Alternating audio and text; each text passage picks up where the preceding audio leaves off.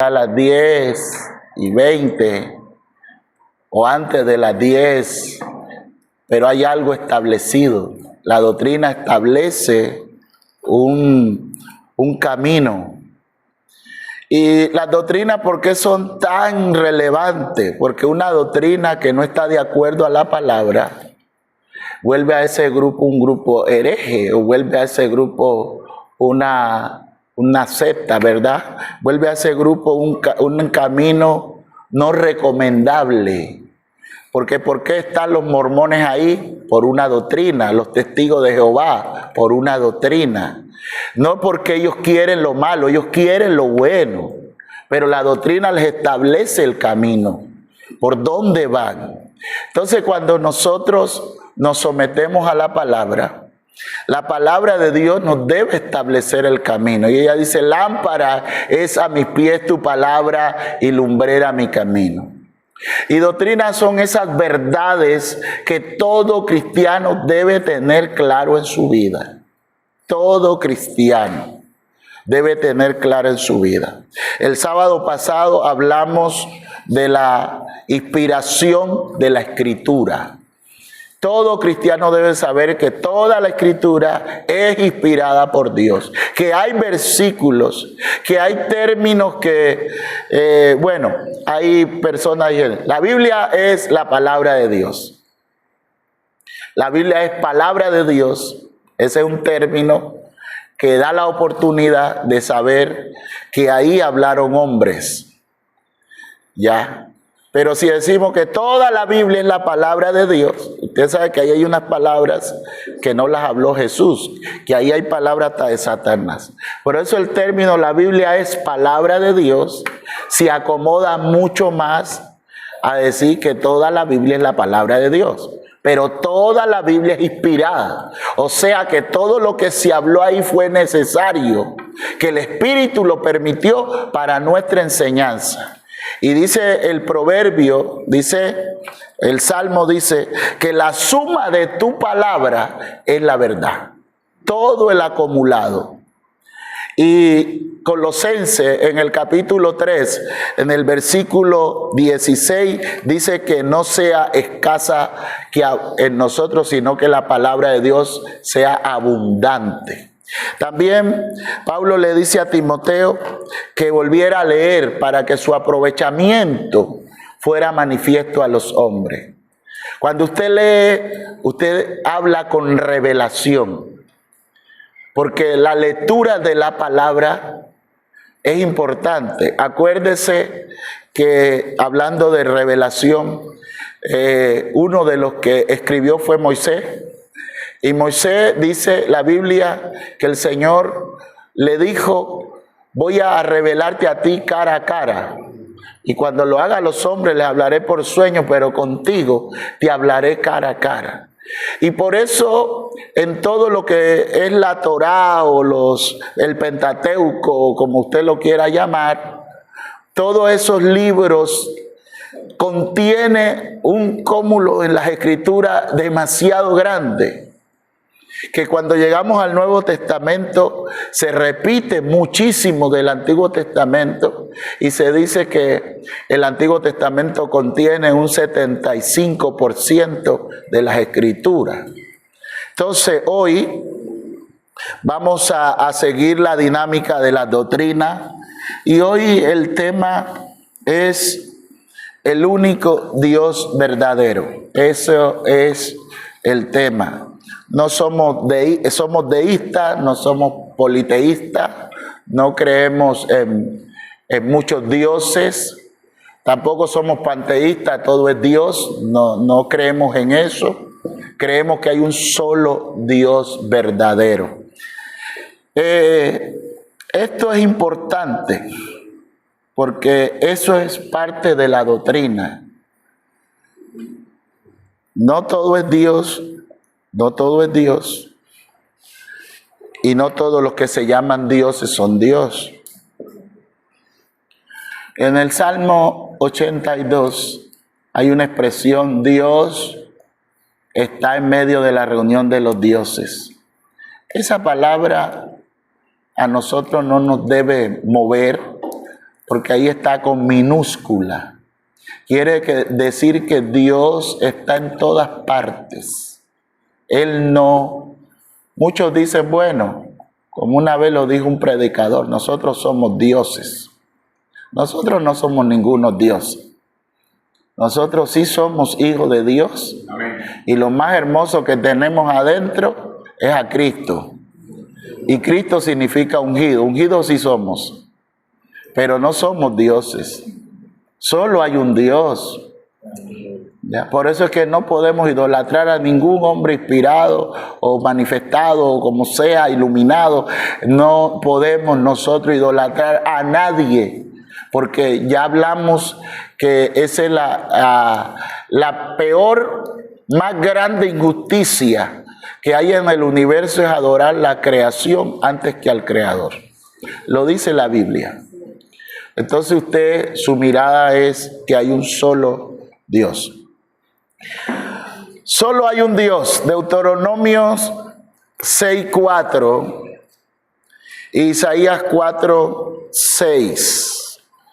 Vamos a leerlo en Deuteronomio 6:4, lo que nos dice la Escritura. La palabra de Dios dice: Oye Israel, Jehová nuestro Dios, Jehová uno es.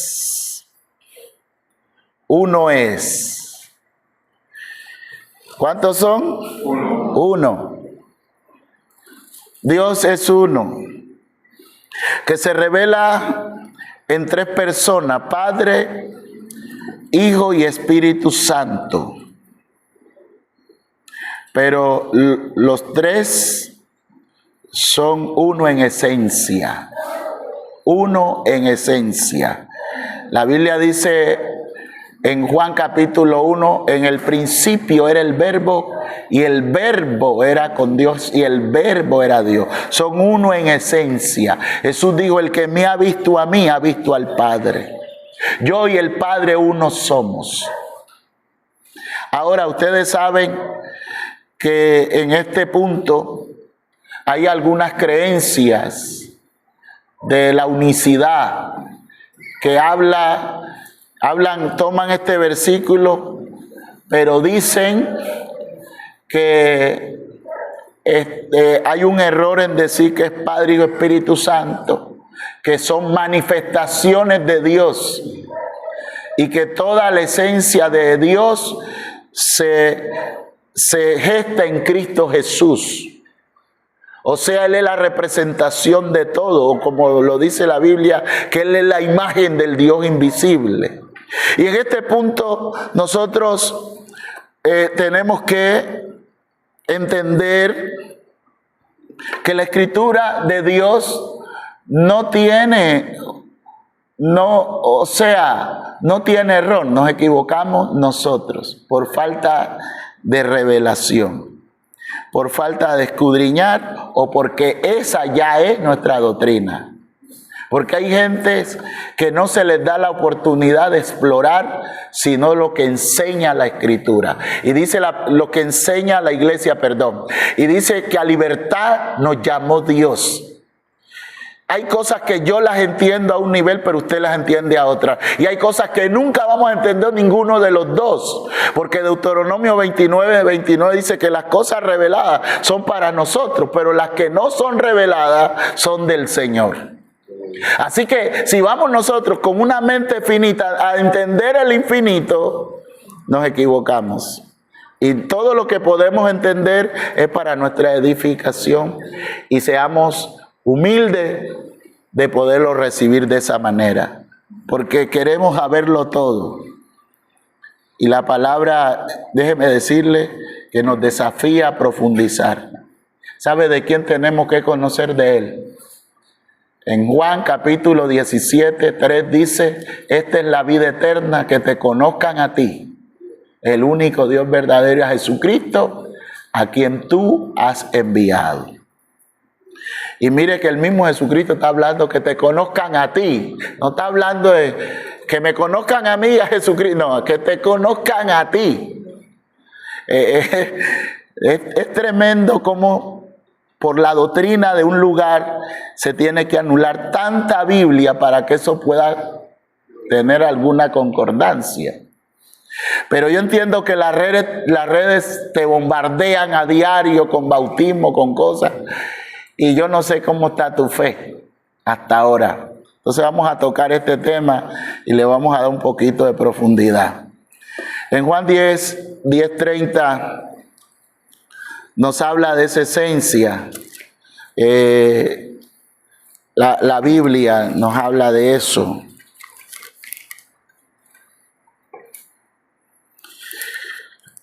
Uno en esencia, pero tres personas distintas. Tres personas distintas. Y respondió Jesús y dijo, ¿así es? Ahí estoy, es Juan 10:30. La palabra de Dios dice, yo y el Padre uno somos.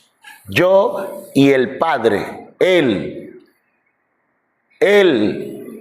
yo y Él, es otra persona. Y el Padre uno somos. Tres personas distintas, cada una cumple una función en nosotros. Vamos a leer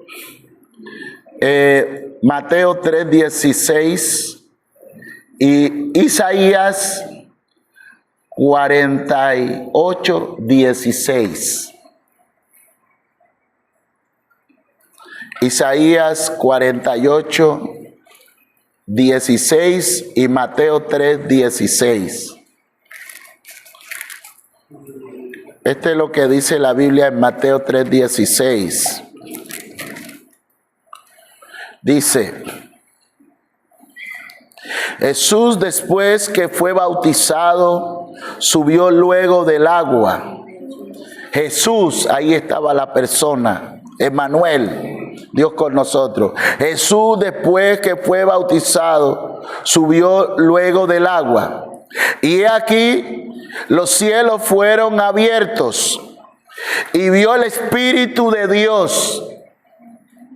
El Espíritu de Dios que descendía como paloma, no era una paloma, que descendía como paloma, suave, aterrizó sobre él y venía sobre él. ¿Aquí cuántos van? Dos.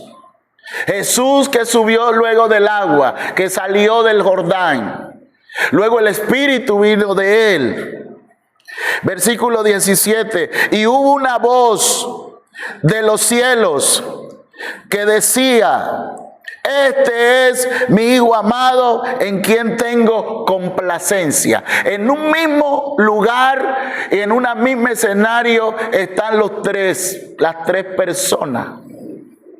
En una sola esencia, pero tres personas distintas. Y eso hay que enseñárselo a la iglesia porque es cosa sencilla, pero los están bombardeando. Y ya no sabemos en qué está creyendo la iglesia. Pero para eso el pastor tiene que tener claro y va a proyectar las doctrinas básicas. Porque eso es lo que va a permitir fundamento. A veces hablamos tantos misterios, pero lo más sencillo, a veces el pueblo no lo tiene claro. Isaías 48:16. Isaías 48:16. Aleluya. Dice, acercaos a mí, oí esto, 2 puntos. Desde el principio no hablé en secreto, no hablé en secreto. Desde que eso se hizo, allí estaba yo, y ahora me envió Jehová el Señor y su Espíritu. Ahí estaba yo, está hablando Cristo, ahí estaba yo desde el principio. Ahora me mandó Jehová, el Padre, y su Espíritu. Este versículo está hablando claramente de 3 personas. Si quiere usted lo lee. Dice, no hablé desde que esto se hizo, o sea, desde que se comenzó a hacer las cosas. Fue por la palabra, yo hablé, él estaba ahí, ¿ya? Y dice, desde que esto se hizo, allí estaba yo. ¿Quién? Cristo. Ahí estaba yo. Él es el verbo, Él es la palabra. Y ahora me envió. ¿Quién fue el que vino? Cristo. Y ahora me envió Jehová el Señor, el Padre, y su Espíritu. 3 personas ahí. Este texto es tan poderoso que tenemos que tener claro para podernos defender. Ahora, póngame cuidado acá. Aquí hay un cuadrito. Usted lo puede leer desde allá, ¿verdad? Dice, el Padre no es el Hijo. ¿Sí? Y el Hijo no es el Padre. Y el Espíritu Santo no es el Hijo. Pero los 3 son uno solo. Ahora le voy a hablar un poquito de atributos, de sus perfecciones, de sus atributos un poquito. Porque hablar de sus atributos tiene que ver también con sus nombres y los vamos a tocar un poquito hoy. Dice, en lo interno, relacionado con su persona, o sea, lo que lo relaciona con él. Escríbalo ahí, yo los voy a editar despacio. Lo que lo relaciona con él. Él es espíritu, Dios es espíritu. Es uno, pero Él es espíritu. Puede también grabarlo. Es infinito, porque Él no tiene principio ni final. Él es eterno. Él es antes de todas las cosas. Él es perfecto. Voy muy rápido.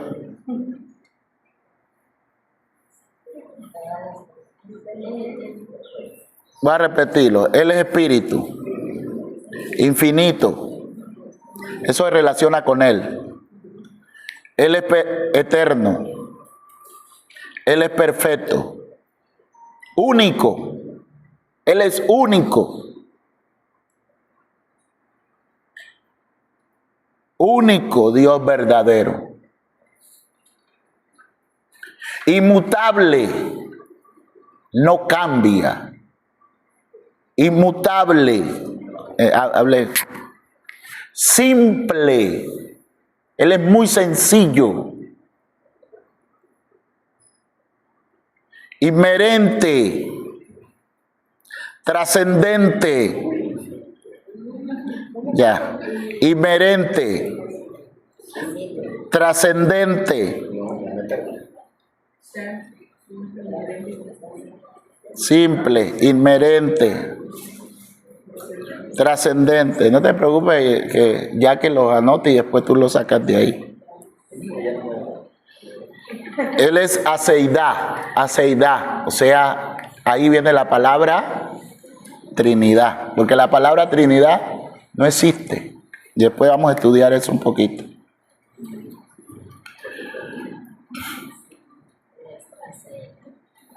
Relacionado con el universo, lo que lo relaciona con el universo.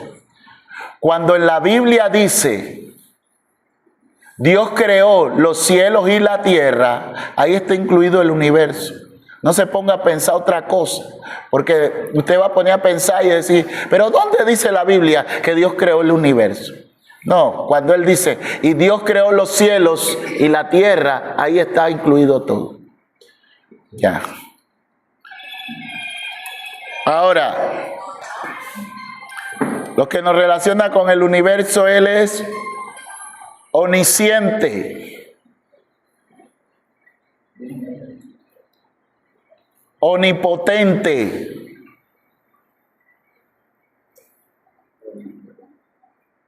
omnipresente,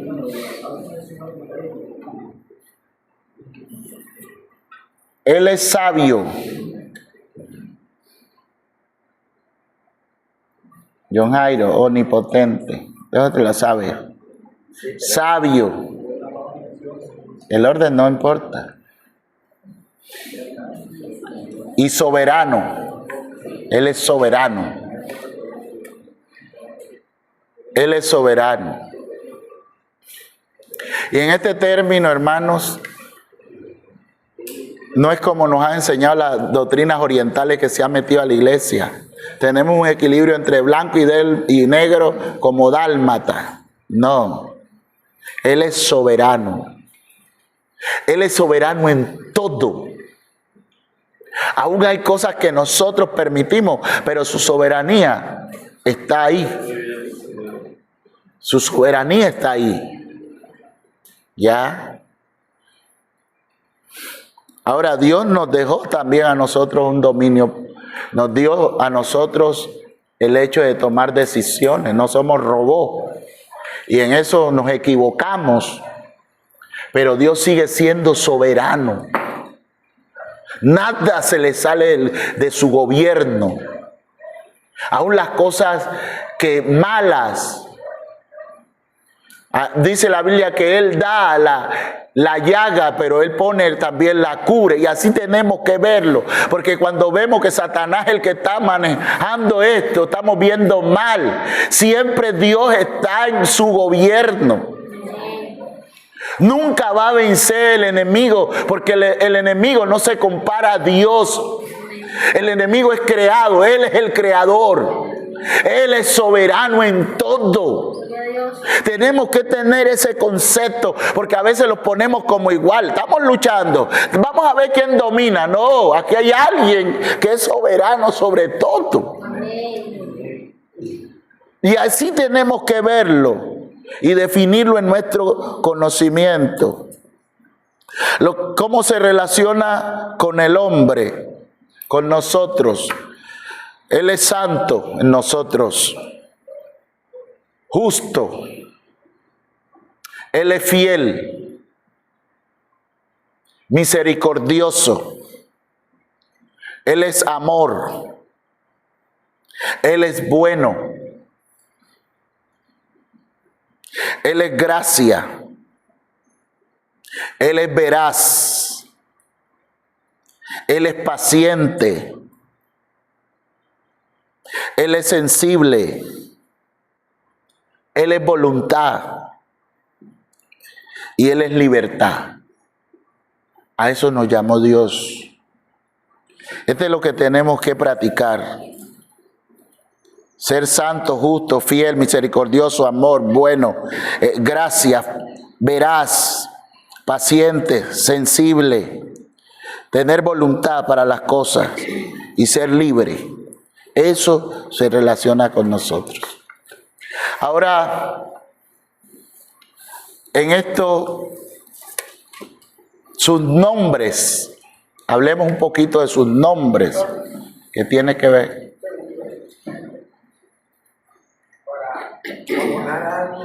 Sí.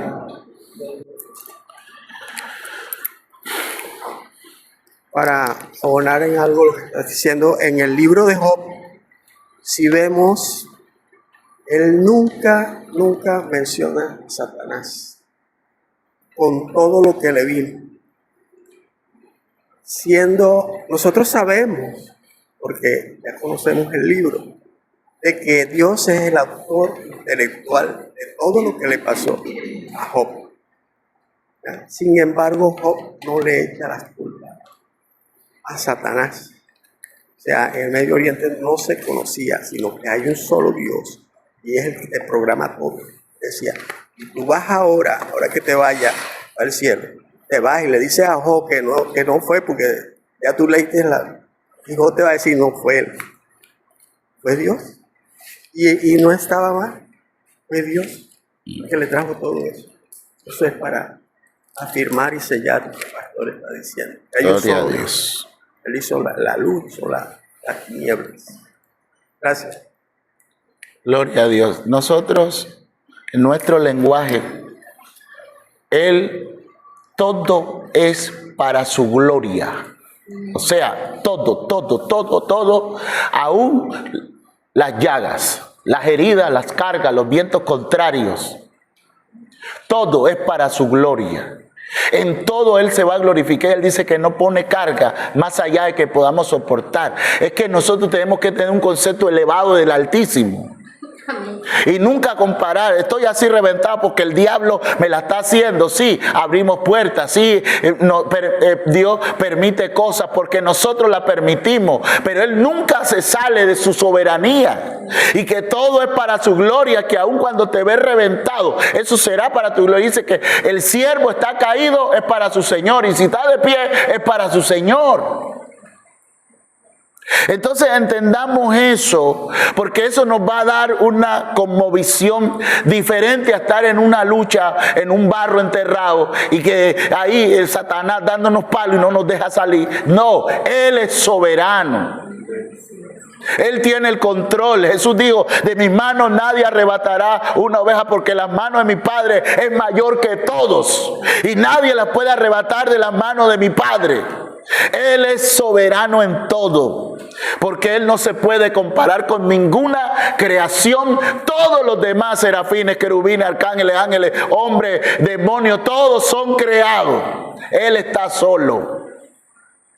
Él está solo. Él está solo. Es único. Y por eso Él es suficiente, autosuficiente. No te necesitó. Le digo a Job, ¿dónde estabas tú cuando yo puse los cimientos de la tierra? Entonces es importante, porque a veces cuestionamos y en nuestro lenguaje no está como el incrédulo. ¿Y dónde está Dios? No lo decimos así, pero en la lucha lo damos a entender. Ok.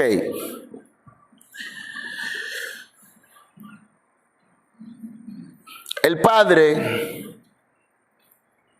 estamos hablando de donde quedamos, Isaías 48:16. Y me envió el Señor y su Espíritu. Ahí quedamos, 3, ¿verdad? Yo estaba ahí, me envió el Señor y su Espíritu. Ahora, el Padre, origen de todo. 1 Corintios 8:6. El Padre es origen de todo. Dice, para nosotros, sin embargo, solo hay un Dios, el Padre, del cual proceden todas las cosas, y nosotros somos para Él, y un Señor Jesucristo, por medio de Él, el cual son todas las cosas, y nosotros por medio de Él. Solo hay un Padre, que de Él provienen todas las cosas. Santiago 1:17 dice, toda buena dádiva y don perfecto desciende del Padre de las luces, en el cual no hay mudanza ni sombra de variación. El 18 dice, Él de su voluntad nos hizo nacer por la palabra de verdad, para que seamos primicia de su creación. Es el Padre, dice que nos amó, de tal manera nos amó que dio a su Hijo unigénito, para que todo aquel que en Él cree no se pierda, mas tenga vida eterna. Y ahí entra la función del Hijo, para que tengamos ¿qué? Vida eterna. Él es el creador de todo. Todo lo hizo por amor. Dice Romanos 5:8, mas Dios muestra su amor para con nosotros, en que siendo aún pecadores, Cristo murió por nosotros. Segundo, Cristo, la obra redentora, que por medio de Él nos redimió. O sea, nosotros nos caímos. Eso usted lo tiene que tener claro. En la deidad, cada uno lo que hizo. Jesucristo, el Padre, es proveedor de todo. Cristo es la obra redentora. Juan 1:16 y 17. Vamos a leerlo. En Juan,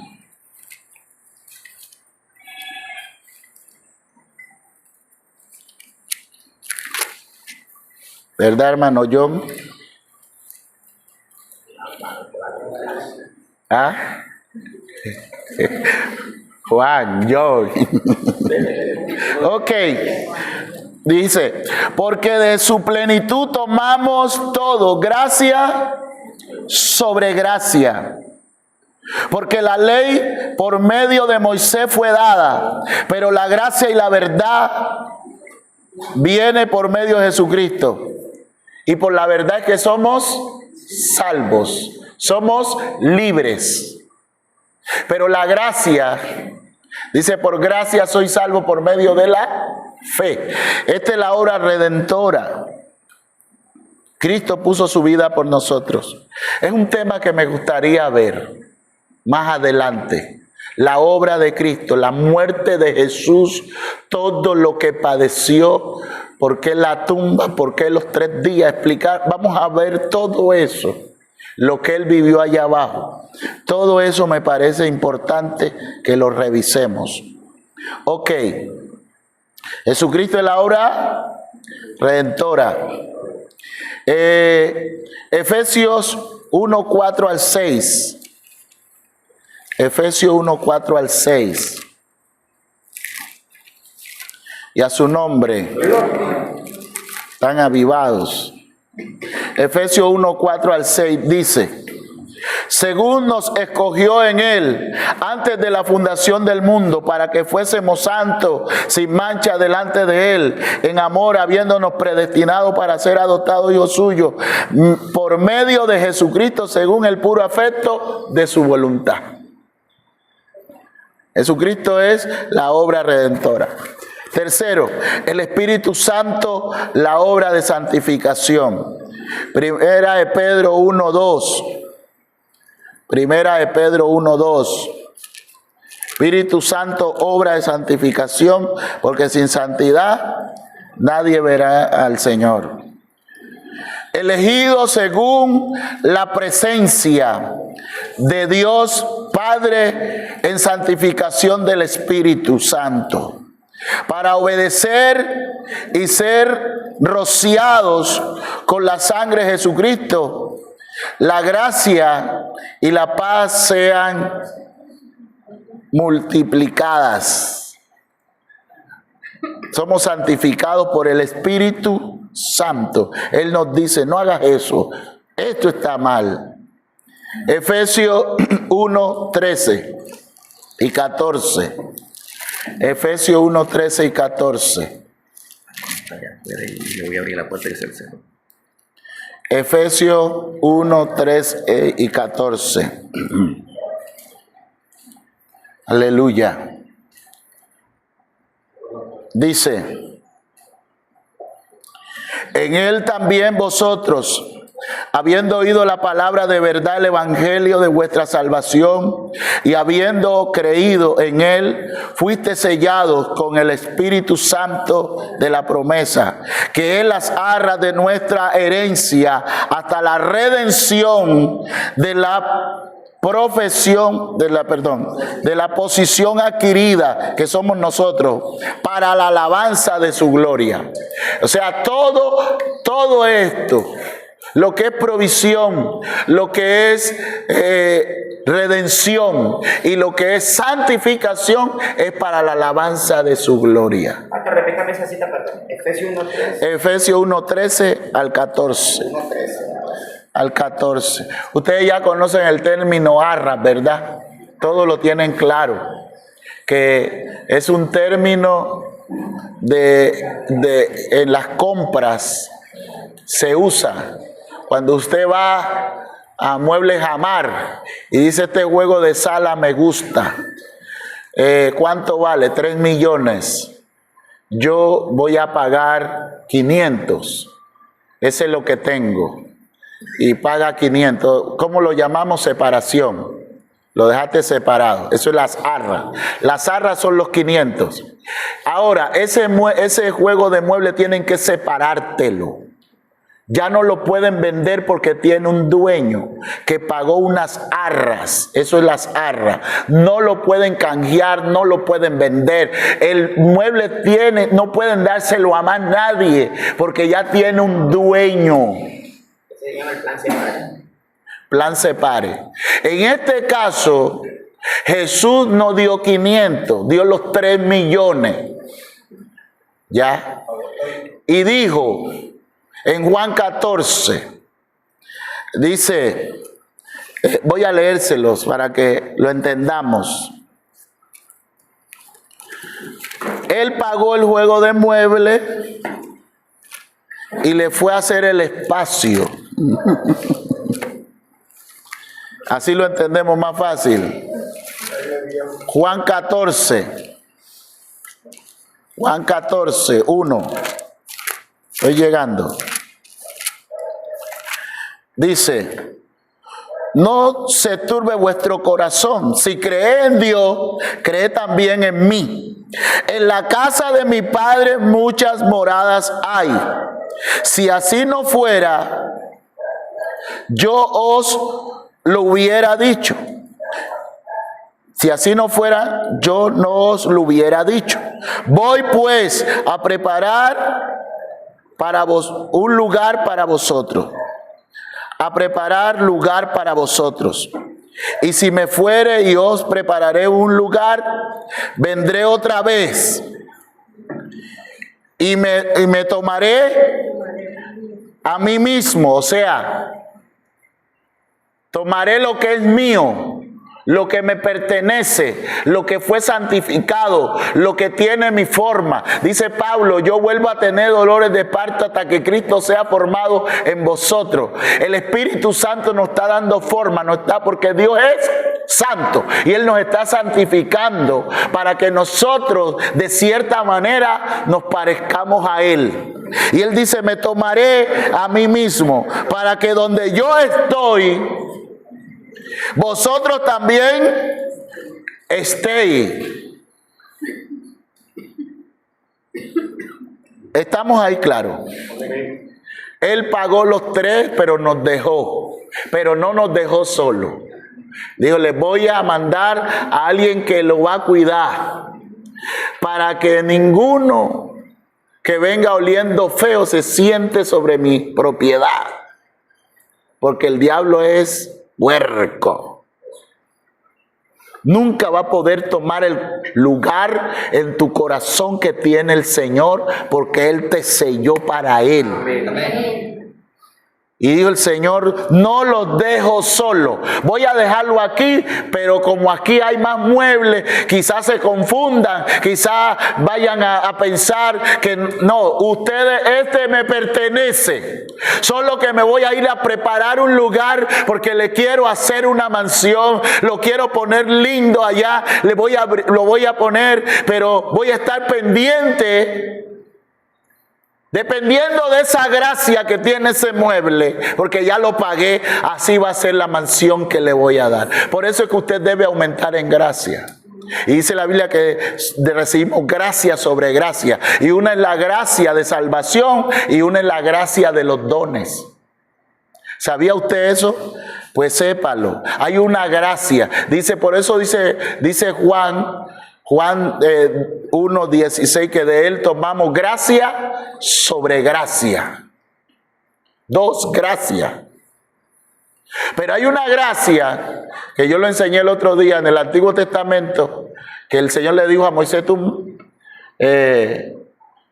has hallado gracia, pero no era gracia en sí, era un tú me caes bien. porque la gracia no existió en el Antiguo Testamento. Doctrinalmente no. Lo que existiera era un tú me caes bien. La gracia vino por medio de Jesucristo. Por medio de Jesucristo. Y vino esos dos niveles. El nivel por lo que Cristo pagó y nos limpió para presentarnos delante del Padre. Es un nivel de gracia para salvación. Y viene el otro nivel de gracia, que son los dones, que eso es lo que la gente ve. Que tú a veces dices, pero ¿por qué me miran así? Y a veces hay gente que te pica el ojo y tú eres feo, pero te pican el ojo. Es la gracia. Yo me voy a casar con ese hombre de Dios, pero ese hombre de Dios. Los dones. Y así se casan gente. Pero después parece lo que es. Porque ya no pueden seguir viendo solo los dones.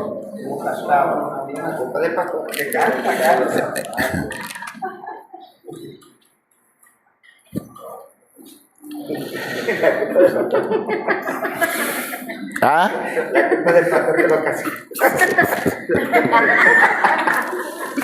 No, yo digo como la propaganda, el tuvo la culpa.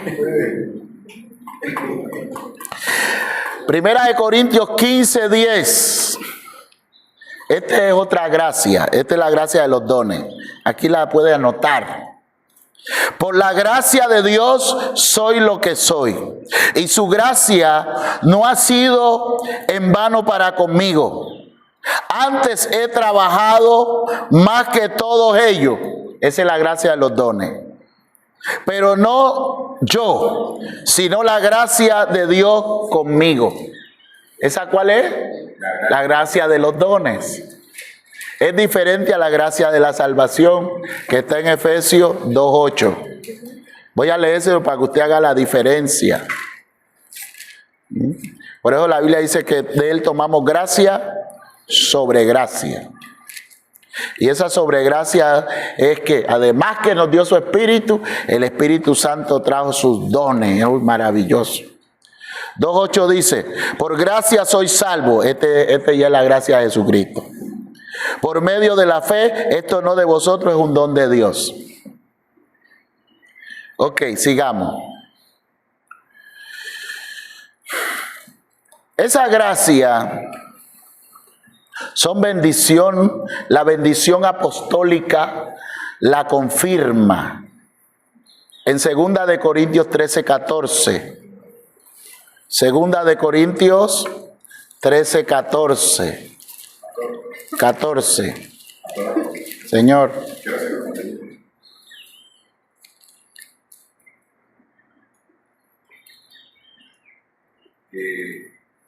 Mi pastor, con respecto a lo que estamos hablando, es pertinente hacer una pregunta que tanto tiene discusión hoy por hoy en muchos creyentes con respecto a esto de Efesios 2:8 y la gracia de la salvación. Quiero preguntarle acerca de qué, pa? De la gracia de la salvación. Entonces, quiero preguntarle con respecto acerca de la salvación, que es siempre la pregunta que lleva a discusión en que se pierde la salvación o no se pierde la salvación. Ese sería en otro tema. Ok, ahí sí.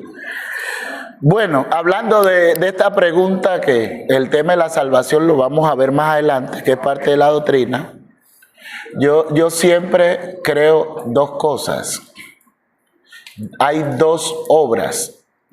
La obra del Señor Jesucristo fue perfecta y nos posesiona, y dice que hizo un solo sacrificio, dice Hebreos 10, del 10 en adelante, y somos hallados en Él perfectos. Dice que en Él somos hallados perfectos. Ok, esa es la posición en el cielo. Él dijo, consumado es. Todo ya fue hecho. Esa es la posición en el cielo. Ahora, pero Dios no nos quita a nosotros la voluntad. Por eso yo siempre digo que la pregunta está mal hecha. Si la salvación se pierde o no se pierde, la pregunta es la que está mal formulada. Porque cuando hablamos de la salvación, y dice la Biblia que es un regalo, ¿ya? Y si es un regalo de Dios es perfecto, ¿ok? Es un regalo, pero el regalo no es un objeto. El regalo es una persona. Entonces yo digo que la salvación se pierde. Estoy diciendo que la persona de Cristo me deja. No, y él dijo, estoy contigo, pero el hombre sí lo puede dejar. Porque la Biblia dice en Juan capítulo 15, en Juan capítulo 15, también lo dice en Timoteo, en capítulo 2, dice la Biblia, yo lo puedo leer ahora. Juan dice, yo soy la vid verdadera, mi padre es el labrador, todo árbol que da fruto lo limpiaré para que dé más fruto. Y dice el Señor, ya vosotros estáis limpios por la palabra que os he hablado. Y dice el versículo 5, que si no permanece ese en el árbol, se seca y se echa en el fuego. Entonces la palabra es permanecer. La salvación está muy dependiente primero de Cristo y luego de nosotros en permanecer. Porque Él no nos quitó la voluntad. Fuéramos robots, nos colocaba en un lugar, eres salvo, siempre salvo. Pero no es así. Nosotros tenemos una voluntad para decidir. Y no nos quita la voluntad. Y desde allí es que dice la Biblia, si vivís por el Espíritu, andad en el Espíritu. Y dice, y no proveáis para las obras de la carne, porque los designios de la carne son muerte, pero los del Espíritu son vida y paz. Para tener esa vida y paz, cuando la gente lo lleva al sepulcro en paz, paz en la tumba, eso de decir paz en la tumba fue porque la persona murió en paz con Dios, y para morir en paz con Dios tú tienes que estar con Él. Pero hay gente que dejan a Dios. Ahora la Biblia dice que si nosotros somos infieles, Él permanece fiel, pero fiel en su propósito, fiel en mantener sus brazos extendidos, fiel en como estaba el padre esperando al hijo pródigo. Pero si el hijo pródigo no hubiera vuelto, no hubiera regresado, llórenlo como está diciendo John Jairo, no había nada que hacer. Ya después que usted disfrutó de la gracia, si usted vuelve atrás es su problema. Porque la Biblia dice, es mejor que no hubiera conocido. Porque es que la gente dice, ya soy siempre salvo aunque haga y lo que haga. Mire, usted muere en pecado y se va para el infierno. Así de simple, como estás ahora. Dice Ezequiel, capítulo 18 y 18. Si el hombre deja de hacer lo malo, recibe, porque ahí decían, no, es que el padre se comieron las uvas ácidas y los hijos tienen la dentera. No, si el hombre deja de hacer lo malo y su final es bueno, bueno será. Pero si en su final, siendo bueno, hace lo malo, malo será. Es una responsabilidad la salvación. Porque no somos robots. Y todo es por la conciencia que nos dio. Tenemos una conciencia. Y por eso el Señor dijo, les enviaré, solo no pueden, voy a enviarle al Espíritu Santo que los convenza de pecado, de justicia y de juicio. Aleluya. El cristiano tiene que estar siempre mirando si verdaderamente ofendió a alguien. Señor, perdóname. ¿Fue justo eso, Señor? No. Porque vas a estar con el justo. Su trono es, ¿qué es su trono? Su simiente de su trono. Justicia. Y no deja de juzgar porque ese es su trono. Entonces es importante que ustedes sepan. Buenos días para todos.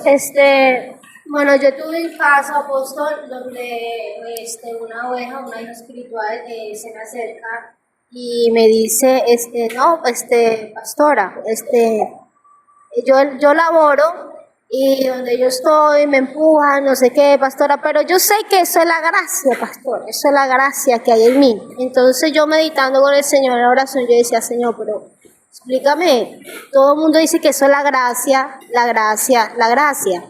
El Señor trataba en mi corazón y me decía, bueno, tiene gracia, pero ¿qué está haciendo con la gracia? Porque la gracia es un regalo inmerecido, es la salvación, es el perdón de nuestros pecados. ¿Qué está haciendo con esa gracia? Entonces mi pregunta es, a la persona de expresarse de esa manera, que le tienen envidia por la gracia, que se siente como perseguida por la gracia, maltratada por la gracia, ¿ahí se mueve la gracia de los dones o la gracia de la salvación? Bueno, yo pienso que también se puede mover la inmadurez. Porque una persona sabe, el Señor dice, les di mi palabra y el mundo los aborrece. Debe saber soportar el mundo. A veces le falta. No. Si la atacan o no la atacan, es que fuimos llamados a brillar. Y digamos que está la gracia de Dios, pero la están atacando. Ella debe asimilar eso porque eso es normal. Normal es que ataquen al cristiano. Atacaron a Jesús, dijo Jesús, si esto hicieron con el árbol verde, ¿qué no harán con las ramas? Entonces es importante que ustedes sepan que hay una gracia que se desborda y a unos les cae bien y a otros les cae mal. Esa es una gracia. Pero ¿cómo yo lo voy a asumir? Depende de mi madurez. Depende de mi madurez. Porque yo tengo que ser responsable de lo que porto. O sea, que lo que no es normal es que no lo ataquen a uno. ¿Ah? Eso sí no es normal. Lo que no es normal es que no lo sepa manejar. Ok. Les decía, en esta parte de la doctrina, les hablaba que la segunda carta, la bendición apostólica, habla también de la Trinidad y ahí le da su énfasis Pablo. Dice, 2 de Corintios 13:14. La gracia del Señor Jesucristo. ¿De quién es la gracia? Entonces el Señor dijo, yo soy el camino, la verdad y la vida. Nadie llega al Padre si no es por mí. Eso no es orgullo. Dice Timoteo 2:5 que Él es el único mediador entre Dios y los hombres. Eso no es orgullo. Él es el que halló gracia delante del Padre para darnos a nosotros. ¿De quién es la gracia? Ahora, vaya conmigo a Primera de Pedro 5:10. Mas el Dios de toda gracia. Primera de Pedro 5:10. Mas el Dios de toda gracia, que nos llamó a su gloria, ¿en quién? En Jesucristo. En Él es que tenemos esa redención. Después que haya padecido un poco de tiempo, mire hermana, Él mismo os perfeccione, afirme, fortalezca y establezca. A Él sea la gloria, el imperio por los siglos de los siglos. Amén. Mas el Dios de toda gracia. ¿Ya? Entonces, yo saqué un tema, 3 niveles de gracia. En el Antiguo Testamento, un tú me caes bien, la gracia de la salvación y la gracia de los dones, que es muy importante tenerlo en cuenta. Oye, además, el Dios de toda gracia, que nos llamó a su gloria en Jesucristo, Él mismo os perfeccione. Eso es madurez. La palabra ahí en hebreo es telio. Él perfeccione, afirme. Tienes que estar firme, porque un árbol tiene que estar firme. Tenemos que ser como el Salmo 1, árbol plantado junto a corrientes de agua, que da su fruto en su tiempo y su hoja no cae. Tenemos que estar así. La verdaderamente que el pecado es una fumigación que marchita a cualquiera. David tuvo marchito. Y dijo en el Salmo 32, mientras callé mis huesos se envejecieron y mi gemir era mi pan de día y de noche, mientras me decían, ¿dónde está tu Dios?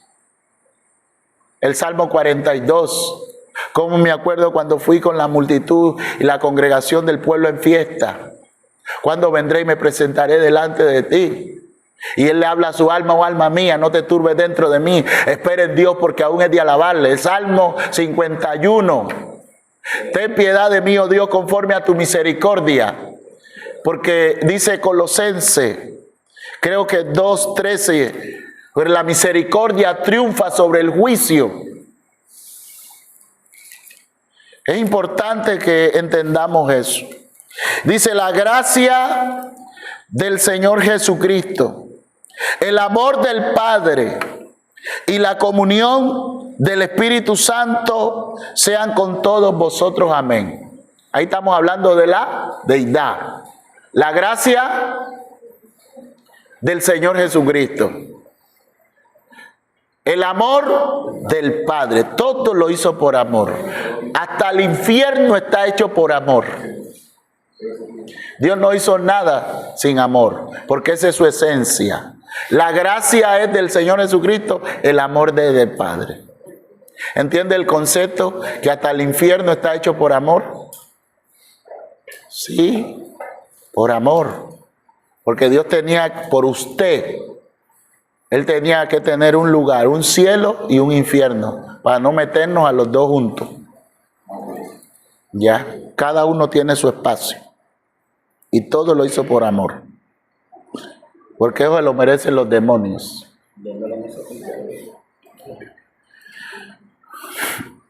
Y la comunión del Espíritu. Ahí es donde tenemos problema, hermano. Porque ese es el diario vivir. Ya el amor nos fue dado y es eterno. La gracia fue dada. Pero la comunión. Y Él es el que va a dar testimonio. Dice Romanos 8:14. Y estos son los hijos de Dios, los que son guiados por el Espíritu de Dios. Y dice que el Espíritu de Dios es el que da testimonio de que somos de Dios.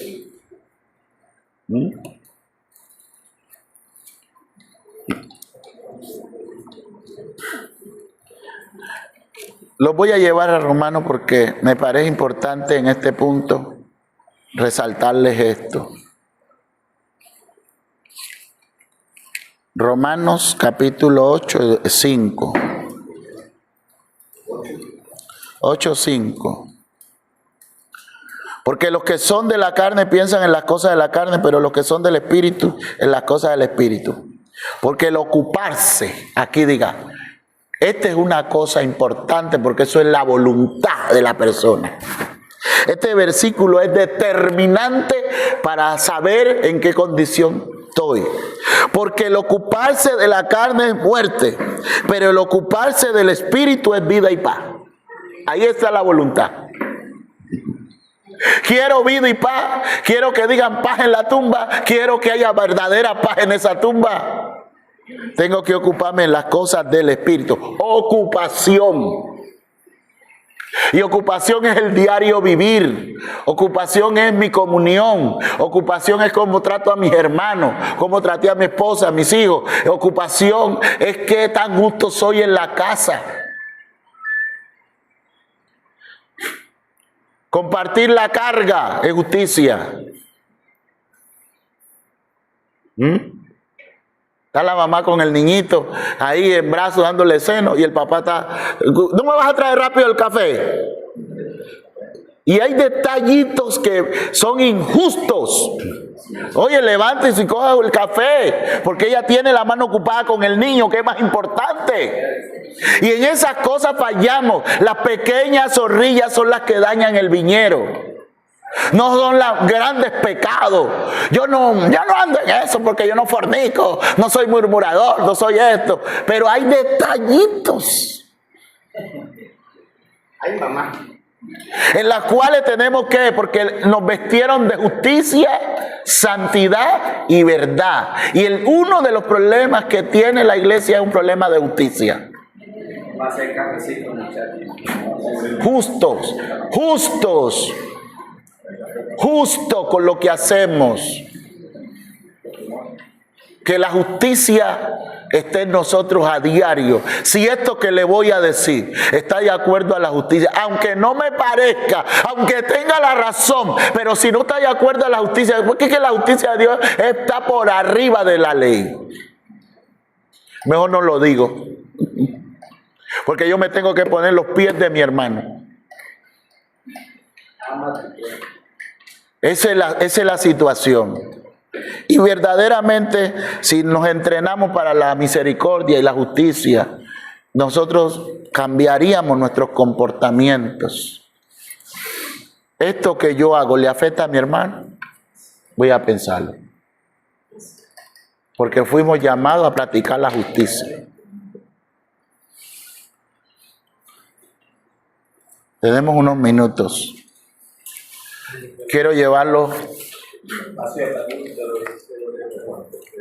a los nombres. Le gustaría que hablemos un poquito de los nombres, que es parte de su...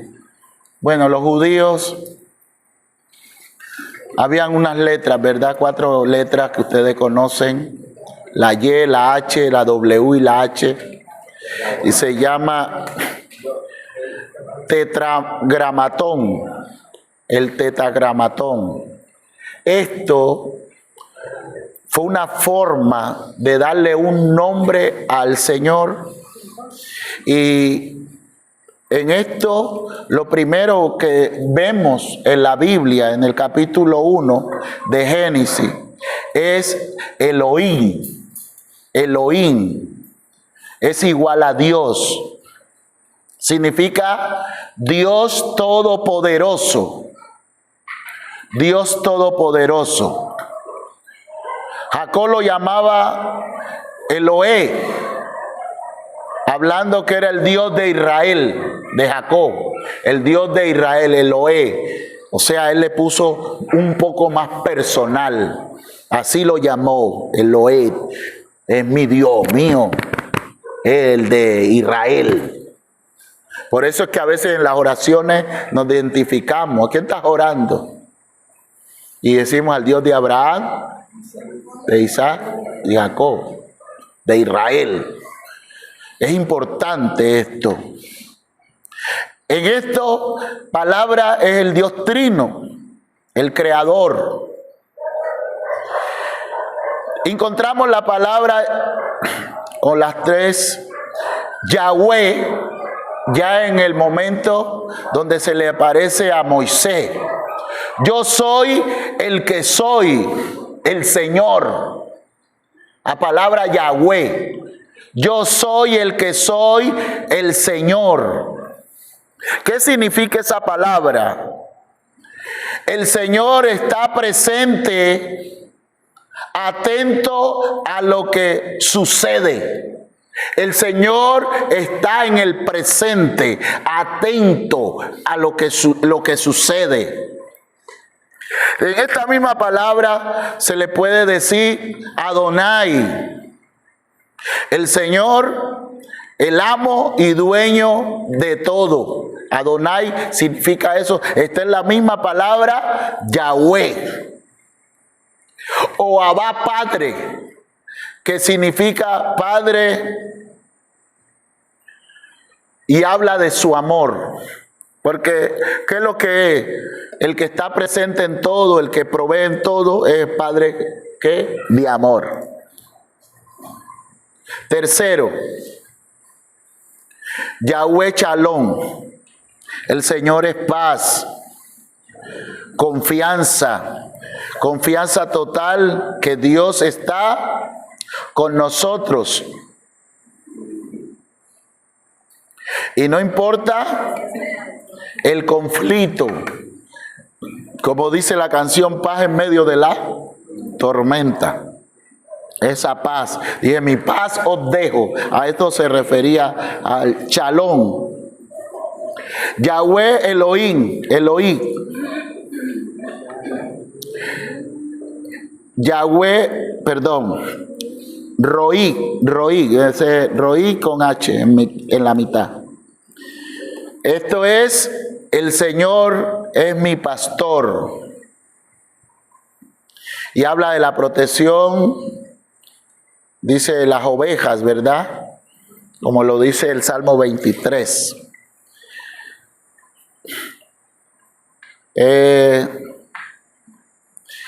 Yahweh Sabaoth, el Señor de los ejércitos, el Señor todopoderoso. Yahweh Sabaoth. Sabaoth TH, ¿verdad? El Señor de los ejércitos, el Señor todopoderoso. ¿Por qué es bueno saber estos nombres en tu oración? Porque es un lenguaje que a Israel le funcionó. Pero yo creo que si el espíritu no está activado, puedes decir todo lo que quieras que no va a pasar nada. Yahweh Jireh. Perdón, Yahweh Nisi, perdón. Bueno, el que dejó Jireh. Yahweh Nisi, el Señor es mi bandera o mi estandarte. Y Yahweh Jireh, el Señor proveerá. Esto fue lo que pasó con Abraham.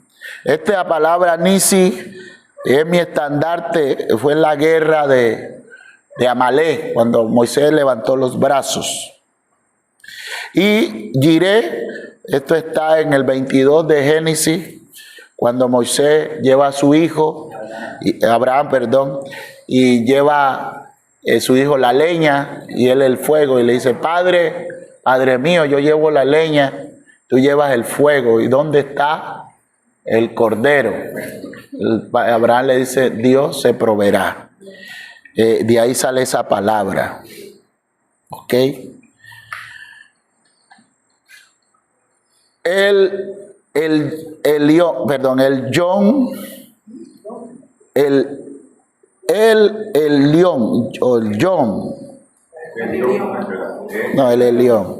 También lo dicen el Elión, pero es el Yom. El Altísimo, el Señor Supremo, el que reina sobre todo. Suena más bonito el Elión, ¿verdad?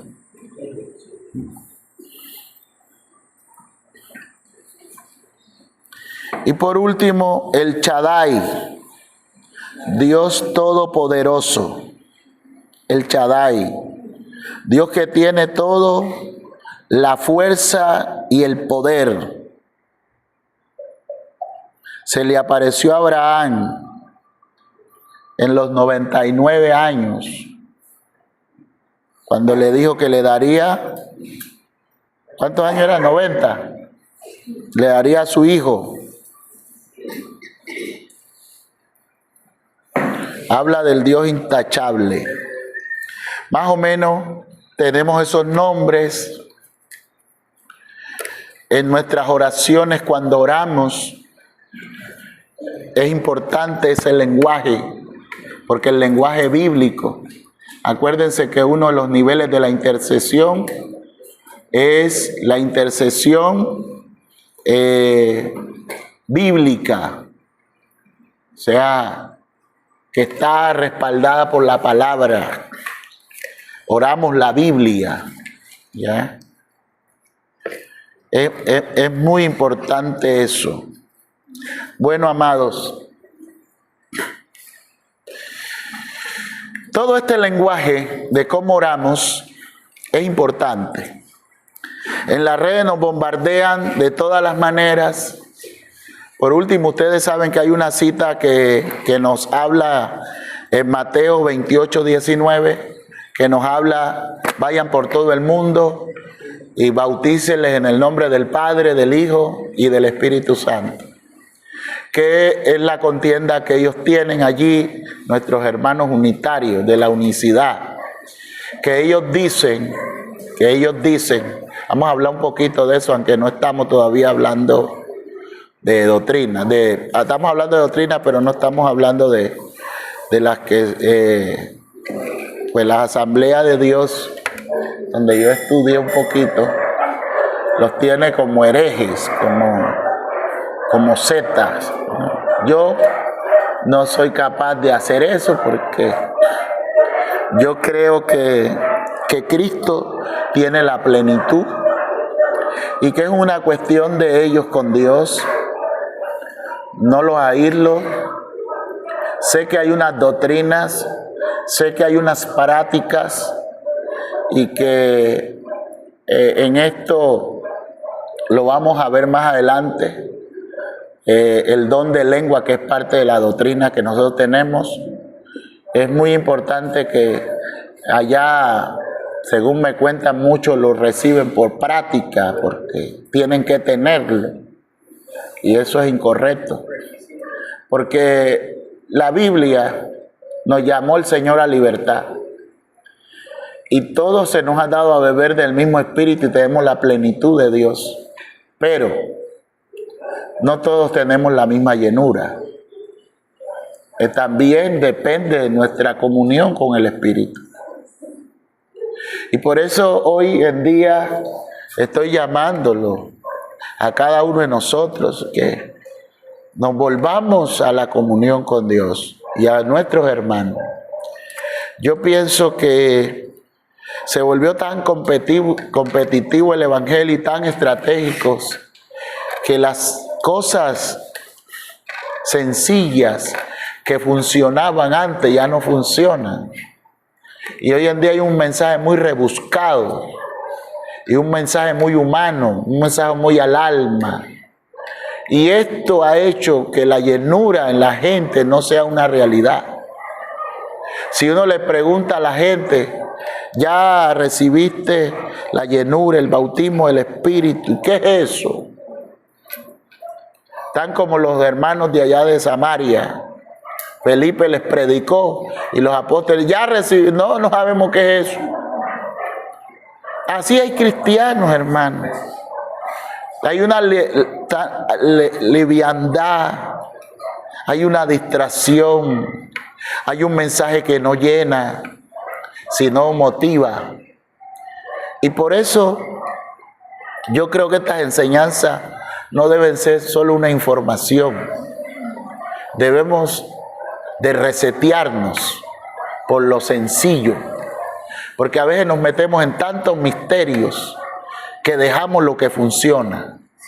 Porque, hermanos, la palabra de Dios era tan eficiente en las iglesias pasadas, tan fuerte era el mensaje, la manifestación, que hoy en día no lo vemos así. Hoy vemos señales y eso está bueno, pero las señales no son confiables, porque el Señor dijo, se levantarán muchos profetas y harán muchas señales. Entonces eso no es confiable. Confiable es cuando uno ve que verdaderamente el Espíritu está haciendo la obra en la persona. El Espíritu Santo está santificando las personas, los está llevando al arrepentimiento. El Espíritu Santo está haciendo su obra. Tenemos que volver ahí, hermanos. Y no es otro evangelio, es el mismo. Solo que tomamos atajos, nos salimos del camino. O cambiamos el lenguaje y lo adaptamos. Pero no podemos, hermanos, sino hablar la verdad. Y cuando Cristo habló lo que era, muchos ese día lo dejaron. Y le dijo a los discípulos, ¿ustedes también me van a dejar? Y Pedro dijo, no, Señor, ¿a dónde iremos si solo tú tienes palabra de vida? No se molesten, porque prediquen y alguien se molestó y a alguien no le gustó. Mire, estar contentos, tener contento a todos no se puede. Y que todo el mundo quepa en la iglesia tampoco es de Dios. Todo el mundo no cabe en la iglesia, caben los hijos de Dios. Si todo el mundo cabe fue porque el mundo se metió.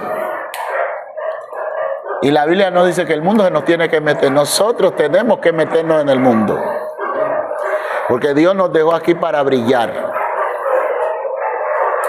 Nosotros tenemos que afectarlos a ellos.